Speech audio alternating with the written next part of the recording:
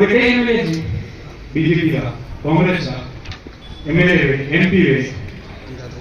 एक सेनापति देव जी को धन्यवाद पत्र लिखियो।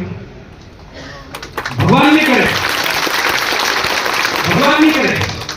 ईश्वर नहीं करे, बोले मैं हूं, बोले देवड़ा साहब हो, बोले नारायण सिंह चुनाव प्रचार करते हैं, बोले झालोर जिले का, सिरोही जिले का, कहीं का भी कोई भी नेता हो और उसके परिवार पे ऐसी आपत्ति आएगी तो वित्ती आएगी तो मैं मानूंगा कि ये कह रहे हो सही कह रहे हो, कुछ ना कुछ होगा। तो सबसे पहले सब चीज छोड़ के मैं उन लोगों के परिवार के साथ खड़ा रहूंगा ताकि ऐसा दुर्भाष कोई नहीं करे।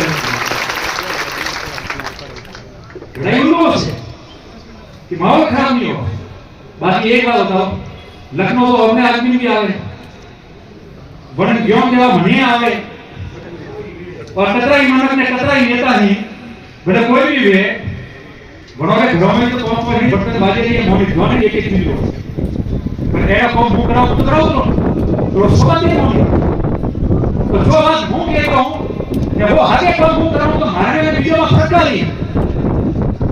बोलो ये फर्क